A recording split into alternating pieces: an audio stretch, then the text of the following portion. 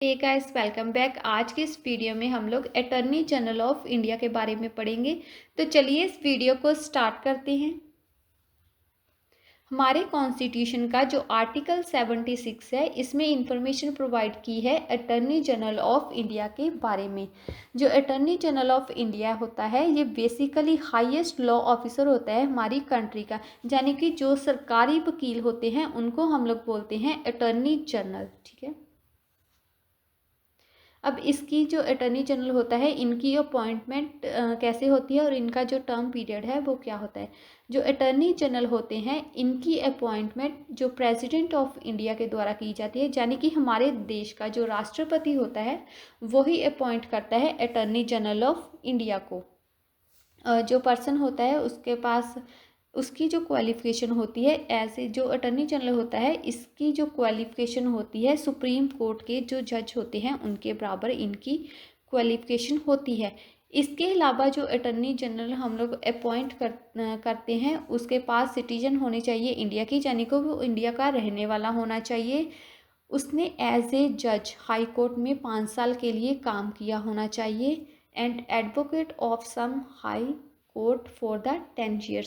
यानी कि high court में जहाँ तो उसके पास, ठीक है, वो जज होना चाहिए हाई कोर्ट का, एज ए 5 साल उसने काम किया होना चाहिए। या फिर जो पर्सन है वो एज ए एडवोकेट, ठीक है, हाई कोर्ट में रहा हो, जिसने 10 साल वहाँ पे काम किया हो। तो ऐसे पर्सन को जो प्रेसिडेंट है वो अटॉर्नी जनरल अपॉइंट कर सकते हैं। अटॉर्नी जनरल का जो टाइम पीरियड होता है, यानी कि जैसे कुछ लोगों को हम लोग 5 साल के लिए, ठीक है, सिलेक्ट करते हैं। अब इसका कोई टर्म पीरियड नहीं है, मतलब कुछ फिक्स नहीं है, कॉन्स्टिट्यूशन में ऐसा कुछ मेंशन नहीं किया गया कि अटॉर्नी जनरल को कितने टर्म के लिए हम लोग अपॉइंट करना चाहिए। इसके अलावा इसमें उसको कैसे रिमूव किया जाना चाहिए, यानी कि अगर किसी व्यक्ति को हमने अटॉर्नी जनरल ऐसे अपॉइंट कर लिया है तो उसको कैसे रिमूव करना है, इसके बारे में भी कॉन्स्टिट्यूशन में कुछ मैंशन नहीं है। अब जो प्रेसिडेंट है वो अपने प्लेजर के अकॉर्डिंग, अगर उसको अच्छा लग रहा है तो वो उसको रख सकता है। अदरवाइज़ क्या है, प्रेसिडेंट ऑफ इंडिया अगर अटॉर्नी जनरल अच्छा नहीं है प्रेसिडेंट के अकॉर्डिंग, तो उनको कभी भी रिमूव कर सकता है। यानी कि जब तक प्रेसिडेंट जो हमारे राष्ट्रपति हैं उनकी जब तक खुशी है, वो अटॉर्नी जनरल को अपॉइंट कर सकते हैं और जब चाहे उसको रिमूव भी कर सकते हैं। इसके अलावा जो अटॉर्नी जनरल हैं वो खुद भी अपना रेजिग्नेशन जो लेटर है, अगर उसको काम अच्छा नहीं लग रहा है या नहीं हो रहा है उससे, तो वो अपना रेजिग्नेशन खुद प्रेसिडेंट को दे सकते हैं। राष्ट्रपति को रेजिग्नेशन देने के बाद वो ऑफिस को, अपने काम को क्विट कर सकते हैं। इसके अलावा जैसे ही गवर्नमेंट जो है वो काउंसिल ऑफ मिनिस्टर है, अगर वो रिज़ाइन कर देते हैं या फिर चेंज हो जाती है, तो वो भी अपने बिहाफ पर, जैसे वो अगर उसके साथ नहीं है कंफर्टेबल, तो वो भी उसको चेंज कर सकते हैं। ठीक है, ऐसे गवर्नमेंट के अकॉर्डिंग, ठीक है, काउंसिल ऑफ मिनिस्टर अगर न्यू चुने जाते हैं तो अटॉर्नी जनरल भी न्यू चुना जा सकता है, उसको निकाल सकते हैं। इसकी जो सैलरी होती है वो भी फिक्स नहीं होती, प्रेसिडेंट अपने अकॉर्डिंग, ठीक है, अपने अकॉर्डिंग उनको सैलरी प्रोवाइड करते हैं। अब जो अटॉर्नी जनरल होते हैं उनकी कौन कौन सी ड्यूटीज़ एंड फंक्शन, ठीक है, होते हैं।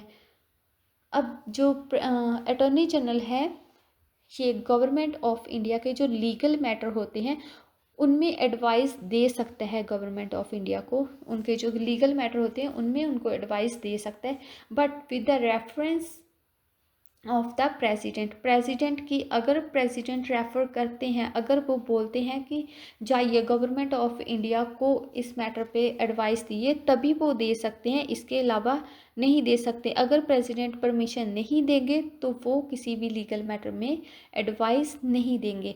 ठीक है, इसके अलावा प्रेसिडेंट जो भी ड्यूटीज़ असाइन करते हैं, लीगल करेक्टर ड्यूटीज़, ठीक है, असाइन करते हैं, वो सभी ड्यूटीज़ को परफॉर्म करना अटॉर्नी जनरल उसका काम होता है।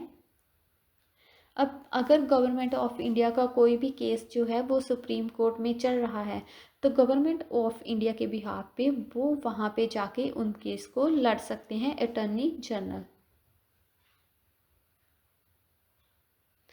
अब हमारे कॉन्स्टिट्यूशन का जो आर्टिकल 143 है, इसमें मेंशन किया गया है कि जो अटर्नी जनरल है वो गवर्नमेंट ऑफ इंडिया का कोई भी, ठीक है, जो काम है, लीगल काम है, उसमें एडवाइस दे सकते हैं, या फिर उनका केस जो है वो सुप्रीम कोर्ट में लड़ सकते हैं अगर प्रेसिडेंट की परमिशन हो तब।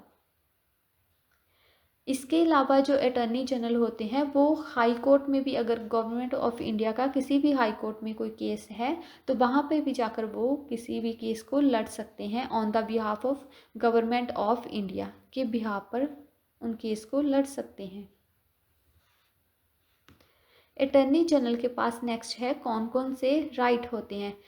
अटर्नी जनरल के पास राइट होता है कि वो किसी भी कोर्ट में ऐसे ऑडियंस रह सकता है। इसके अलावा उसके पास राइट होता है कि पार्लियामेंट, जो हाउस ऑफ पार्लियामेंट है, यानी कि दोनों हाउस में वो एज ए मेंबर बैठ सकता है और वहाँ की जो सुनवाई है वहाँ को सुन सकता है। लेकिन जो अटर्नी जनरल ऑफ इंडिया है इसके पास राइट नहीं होता कि वो वोटिंग में पार्टिसिपेट करे, ठीक है, जो भी वोटिंग होती है उसमें वो पार्टिसिपेट नहीं कर सकता, लेकिन दोनों हाउस में वो जाकर बैठ सकता है। इसके अलावा, ठीक है, जो मेंबर होते हैं, मेंबर ऑफ द पार्लियामेंट, उनको जो जो फैसिलिटीज़ होती हैं वो सारी फैसिलिटीज़ ऐसे अटर्नी जनरल को दी जाती हैं, ठीक है। जो जो फैसिलिटी ऐसे मेंबर ऑफ पार्लियामेंट को होती है वही फैसिलिटी अटर्नी जनरल को होती है। अटर्नी जनरल की कौन कौन सी लिमिटेशन है। अब जब तक, ठीक है, प्रेसिडेंट परमिशन नहीं देते वो गवर्नमेंट ऑफ इंडिया के किसी भी लीगल जो कार्य है उसमें एडवाइस नहीं दे सकते। जब तक गवर्नमेंट नहीं चाहती कि वो इस मैटर में इंटरफेयर करे तब तक वो इंटरफेयर नहीं कर सकते और किसी भी, ठीक है, गवर्नमेंट को कोई भी किसी तरह की एडवाइस नहीं दे सकते।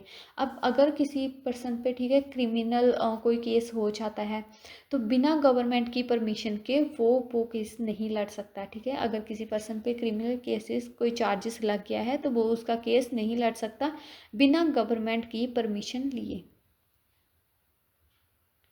अब जो अटर्नी जनरल होते हैं ये फुल टाइम काउंसिल जो होते वो गवर्नमेंट के फुल टाइम काउंसिल नहीं होते हैं, ठीक है। इसी इसी की वजह से ये गवर्नमेंट सर्वेंट में इनको काउंट नहीं किया जाता, क्योंकि ये फुल टाइम काउंसिल नहीं होते हैं तो इसी वजह से ये गवर्नमेंट के सर्वेंट भी नहीं होते। अगर ये गवर्नमेंट के सर्वेंट नहीं है तो इनके पास राइट होता है कि ये प्राइवेट लीगल प्रैक्टिस को कर सके, ठीक है, इनको कोई रोक नहीं सकता। मतलब ये गवर्नमेंट ऑफ इंडिया के जो केसेस हैं उनको तो लड़ सकते हैं, इसके अलावा जो आम लोग होते हैं जैसे हम और आप हैं, इनके केसेस भी लड़ने का अधिकार होता है अटर्नी जनरल ऑफ इंडिया को, क्योंकि इनकी सैलरी भी फिक्स नहीं होती, इनका कोई टर्म पीरियड भी फिक्स नहीं होता, ये गवर्नमेंट के कोई सर्वेंट भी नहीं होते, तो इनके पास राइट है कि ये आम पब्लिक के जो केसेस हैं उनको लेकर भी लड़ सकते हैं। नेक्स्ट हमारा टॉपिक आता है सोलिसिटर जनरल ऑफ इंडिया, ठीक है। अटॉर्नी जनरल के अलावा एक अदर लॉ ऑफिसर्स भी होते हैं गवर्नमेंट ऑफ इंडिया में। कौन कौन से? Solicitor general of India and additional solicitor general of India, ठीक है। इन दोनों को की जो अपॉइंटमेंट है ये असिस्ट करते हैं अटॉर्नी जनरल को, ताकि वो अपनी जो ऑफिशियल रिस्पॉन्सिबिलिटी है उनको पूरा कर सके। इसके अलावा, ठीक है, अटॉर्नी जनरल जो होते हैं इनको कॉन्स्टिट्यूशन के द्वारा ऑफिस भी दिया जाता है, वहीं उसके साथ ही ये दोनों काम करते हैं। अब जो हमारे कॉन्स्टिट्यूशन का आर्टिकल 76 है, ठीक है, इसमें सोलिसिटर जनरल एंड एडिशनल जो सोलिसिटर जनरल होते हैं इसके बारे में कोई इन्फॉर्मेशन नहीं दी गई है। आर्टिकल जो 76 है ये केवल अटॉर्नी जनरल से ही रिलेटेड है। तो जो अटॉर्नी जनरल होते हैं वो सेंट्रल कैबिनेट का मेंबर नहीं होते, उनके पास अपने लॉ मिनिस्टर होते हैं, वही उनके बिहाफ पर जो केसेस होते हैं, उनके लीगल मैटर के ऊपर जो केसेस होते हैं उनको जो कौन देखता है, उनके सेपरेट लॉ मिनिस्टर होते हैं, वही उन केसेस को देखते हैं। अब आर्टिकल कौन कौन से रिलेटेड होते हैं अटॉर्नी जनरल के लिए, तो ये भी हम लोग देख लेते हैं। तो आर्टिकल जो 76 है इसमें बताया गया है अटॉर्नी जनरल ऑफ इंडिया के बारे में। आर्टिकल 88 बताता है right of the attorney general as respect of the house of the parliament and its committee, and जो आर्टिकल 105 है इसमें बताया गया है power, privilege and immunities of the attorney general. ऐसी और वीडियो देखने के लिए हमारे इस चैनल को सब्सक्राइब करें और अपने फ्रेंड्स के साथ शेयर करें। हम मिलते हैं एक और नई वीडियो में, तब तक के लिए टेक केयर, गुड बाय।